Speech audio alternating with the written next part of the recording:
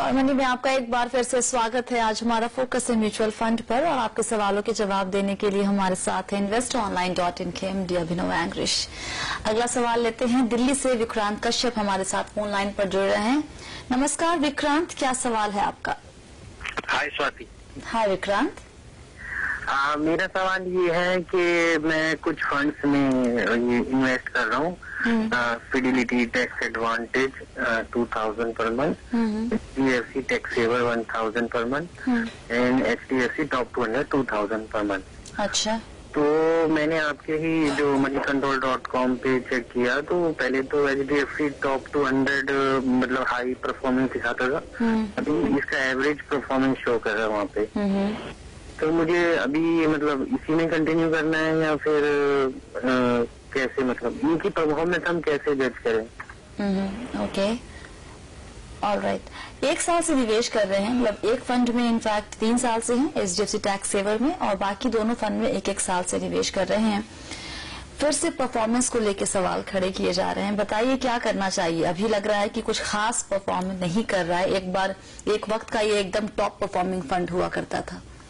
नहीं स्वाति, अगर आप कंसिस्टेंटली भी देखें पिछले 12 साल का अगर आप रिकॉर्ड भी लें तो ये फंड का काफी अच्छा परफॉर्मेंस है। टॉप 2 और 3 फंड्स में आता है वो पीरियड के लिए भी। ये सिमिलर क्वेश्चन है क्योंकि अगर आप एक साल में अगर आप कोई फंड को उसकी परफॉर्मेंस के बेसिस पे अगर उसको आपको लग रहा है कि वो फंड परफॉर्म अच्छा नहीं कर रहा है तो that is not the right we looking at it. आप इक्विटी इन्वेस्टमेंट करते हैं, आप सजेस्ट करते हैं कि आप करीबन 5, 6, 10 साल के लिए लॉन्ग टर्म के लिए इन्वेस्ट करें।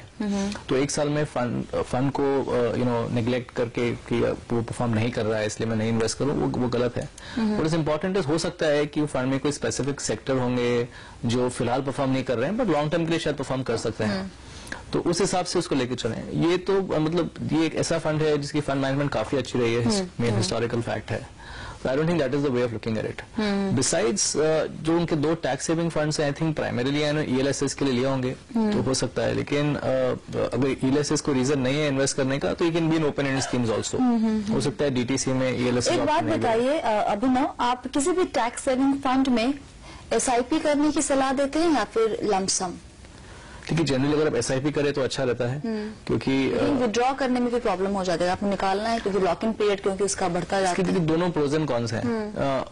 Definitely averaging is a good strategy, but हमने ये नोटिस किया है कि जनरली इन्वेस्टर्स जनवरी के आसपास ही रियलाइज करते हैं वो ELSS इन्वेस्टमेंट करनी है तो इसलिए वो लमसम इन्वेस्टमेंट करते हैं। पर अगर आप जैसे आपको 1 साल में ₹1,00,000 आपको इन्वेस्ट करना है, अगर आप हर महीने 8-9 हज़ार रुपए इन्वेस्ट करें, it is not so much of a pressure जो आपको एंड ऑफ द ईयर भी आता है, राइट?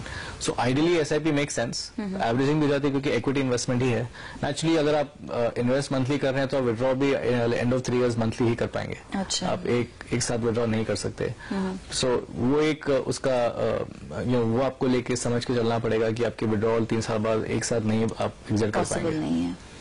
एक इनका सवाल ये भी था कि कुछ और पैसे भी चाहते हैं निवेश करना, तो कौन से और नए फंड इनके पोर्टफोलियो में जुड़ सकते हैं?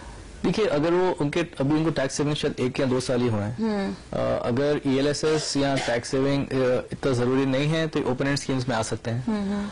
तो मैं सजेस्ट करूंगा HDFC आप कंटिन्यू करें, काफी अच्छा फंड है और परफॉर्मेंस डेफिनेटली अच्छी रहेगी लॉन्ग टर्म में। दूसरा ICICI focus mutual fund choose कर सकते हैं, वो भी एक लार्ज कैप फंड है।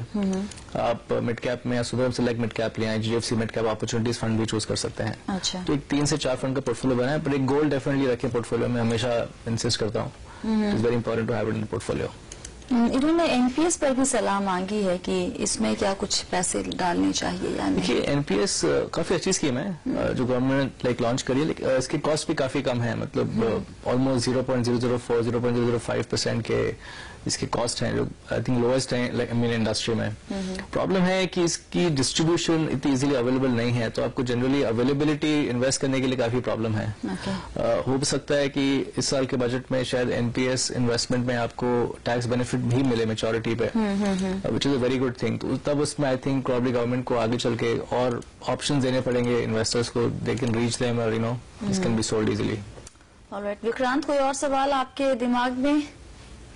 एक जनरल क्वेश्चन ये है कि हम जैसे परफॉर्मेंस मॉनिटर करते हैं इनकी फंड्स की, और सपोज कोई फंड अच्छा नहीं कर रहा तो हम उसमें से निकलेंगे तो वो जो हमारा कॉर्पस है वो हम जो नए फंड में जाएंगे उसमें मूव करेंगे सारा वन टाइम, या कैसे मतलब उसको फिर क्विकली? अभिनव, थोड़ा वक्त कम है हमारे पास। नहीं, अगर आप शिफ्ट ही कर रहे हैं, दूसरा स्कीम चूज ही कर रहे हैं, तो डेफिनेटली फुल कॉर्पस शिफ्ट करने में ही सेंस है। Okay. उसको फिर पीरियडिकली शिफ्ट करने का मतलब नहीं, दोनों इक्विटी स्कीम्स ही हैं।